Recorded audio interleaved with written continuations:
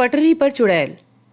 शांति express train हवा की रफ्तार से ट्रैक पर दौड़ रही थी, लेकिन थोड़ी दूर जाने पर ट्रेन एक सुनसान जंगल के बीच से होकर गुजर रही थी।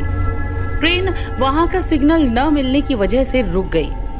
करीब 5 मिनट बाद, बचाओ, टॉयलेट में एक चुड़ैल है, भागो यहाँ से। एक आदमी भागता हुआ आया। भागो यहाँ से, एक चुड़ैल आ गई है, भागो। सब लोग डर जाते हैं और इधर उधर भागने लगते हैं।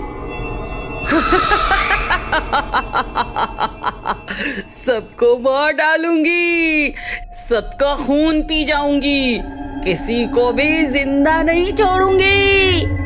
तभी पीछे से एक पुलिस वाला सामने आता है और चुड़ैल को देखकर वो भी रुक जाता है। कौन हो तुम और यहाँ क्यों आई हो? मैं अभी इसे ठीक करता हूँ, रुको तुम। वो अपनी लाइसेंस रिवॉल्वर निकालता है और उस चुड़ैल पर गोलियां चला देता है। हाय हाय, लेकिन वो गोलियां उस चुड़ैल का कुछ भी नहीं बिगाड़ पाती। तूने तो हमला कर दिया, अब मेरी बारी है।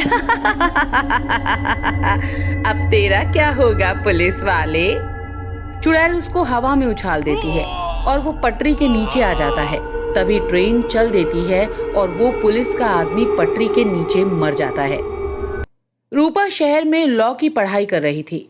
दिवाली की छुट्टी पर उसने अपने माता पिता से मिलने का प्लान बनाया। माँ, मैंने ट्रेन की टिकट बुक करा ली है, ये दिवाली मैं आपके साथ मनाऊंगी। ठीक है बेटी, जल्दी आजा, हम सब भी तुम्हारा इंतजार कर रहे हैं। रूपा ने ट्रेन की टिकट बुक करी और बस दिवाली से 2 दिन पहले बैठ गई ट्रेन में, शांति एक्सप्रेस बोगी नंबर 13। दिवाली की वजह से बहुत भीड़ थी ट्रेन में, कई लोग बिना टिकट के चढ़ रहे थे। रूपा जिस बोगी में थी उसमें कुछ बदमाश लोग चढ़ गए और वो यात्रियों को बंदूक और चाकू दिखाकर उनका सामान लूटने लगे। उन्होंने रूपा की गले की चेन और पर्स लूटना चाहा, लेकिन रूपा ने उनका बहादुरी से सामना किया, लेकिन कोई उसकी मदद के लिए आगे नहीं आया। ए लड़की, चुपचाप से अपना सामान हमारे को दे दे, वरना तुझे चलती ट्रेन से ही नीचे फेंक देंगे। नहीं नहीं नहीं, मैं अपना सामान नहीं दूंगी। सामान नहीं देती तो तू देखता क्या है? इसका सामान छीन और इसको नीचे फेंक दे। उन बदमाशों ने रूपा का सामान छीना और फिर उसको चलती ट्रेन से नीचे फेंक दिया और बेचारी रूपा पटरी पर मर गई। अब वो पटरी पर चुड़ैल बनकर अपने कातिलों का इंतजार कर रही थी। वो पुलिस वाला उन बदमाशों से मिला हुआ था, इसीलिए उसको चुड़ैल ने मार डाला। रूपा एक पटरी पर रहने वाली चुड़ैल थी। वो उसी पटरी पर रहती थी जहां पर उसकी मौत हुई थी। हर रोज शांति एक्सप्रेस वहां से गुजरती थी और जंगल के बीच में रुकती थी।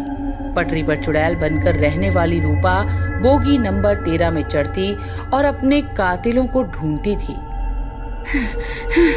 मुझे मेरे कातिल चाहिए।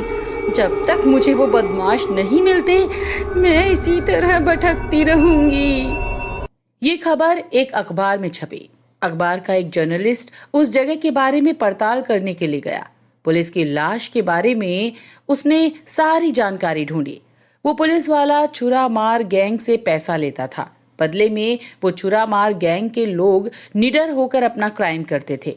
ये छुरा मार गैंग के ही लोग थे जिन्होंने शांति एक्सप्रेस में रूपा का सामान चुराने की कोशिश करी थी और इस वजह से रूपा की मौत हो गई थी।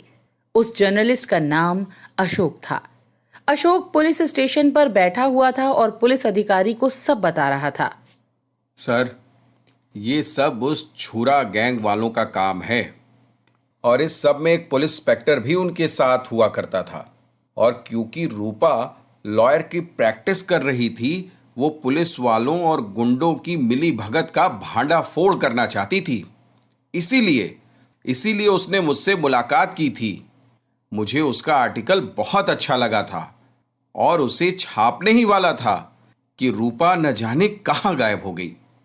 ठीक है अशोक, हम तुम्हारी पूरी मदद करेंगे। अशोक को पुलिस की मौत से छानबीन करके पता चला कि छुरा मार गैंग के मेंबर कौन कौन हैं। उसने अपनी जर्नलिस्टिक नेटवर्क के सहारे उन सभी के बारे में पता लगाया। वो 4 आदमी थे जिन्होंने रूपा को मारा था। उन चारों के नाम थे अल्फास, विक्रम, सतिंदर और इलियास। अशोक ने उनके बारे में सारी जानकारी social networking, mobile call tap करके ढूंढी थी। अशोक उनके पास गया पुलिस का नकली रूप बनाकर और कहा कि खबर मिली है कि शांति एक्सप्रेस की बोगी नंबर 13 में कोई बहुत बड़ा सेठ अपने 7 लाखों रुपए ले जा रहा है। 17 अगस्त को तुम इस मौके को हाथ से मत जाने दो। देखो, मैंने तुम चारों के बारे में सुना है कि तुम ट्रेन के अंदर बड़ी खूबी के साथ चोरी करते हो, लेकिन तुम्हें यह सब किसने बताया? वो इंस्पेक्टर मेरा दोस्त था। एक बार बातों ही बातों में उसने तुम्हारा जिक्र किया था और वो मेरी मुलाकात भी तुम चारों से कराने वाला था, लेकिन उससे पहले ही उसकी मौत हो गई। लेकिन ये खबर तो पक्की है ना? एकदम। हाँ हाँ, एकदम पक्की खबर है। लेकिन मेरा हिस्सा देना मत भूलना तुम सब। तुम उसकी फिक्र मत करो, हम अपनी जुबान के पक्के हैं। चारों अशोक की बातों में आ जाते हैं और फिर 17 अगस्त को जब ट्रेन सुनसान जंगल में रुकती है तब चारों बोगी नंबर 13 में वो घुस जाते हैं और जैसे ही वो घुसते हैं रूपा की चुड़ैल उनके सामने आ जाती है।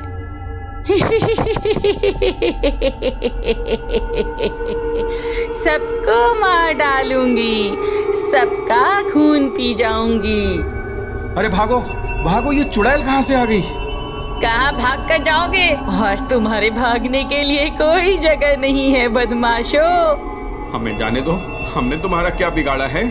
क्या बिगाड़ा है? तुम चारों ने ही मुझे मारा था, जिस वजह से मेरी आत्मा भटक रही है और मैं चुड़ैल बनकर तुम चारों को ढूंढ रही थी। नहीं नहीं नहीं नहीं, जाने दो, हमें मत मारो। नहीं, तुमने मेरे जैसे न जाने कितने ही लोगों की जान ली है। आज तुमको तुम्हारे किए की सजा देकर रहूंगी। ऐसा कहकर रूपा ने उन चारों को मार डाला और अपना बदला पूरा किया। चुड़ैल अशोक के पास जाती है और अशोक, तुम्हारी वजह से मैं अपने हथियारों से बदला ले सकी। तुम्हारा बहुत बहुत धन्यवाद। इतना कहकर वो चुड़ैल वहां से चली जाती है। आज रूपा की आत्मा को शांति मिल गई होगी। अशोक ये सारी घटना अपने अखबार जागो दुनिया के एक कहानी वाले सेक्शन में छापता है। कहानी का नाम रखता है पटरी पर चुड़ैल।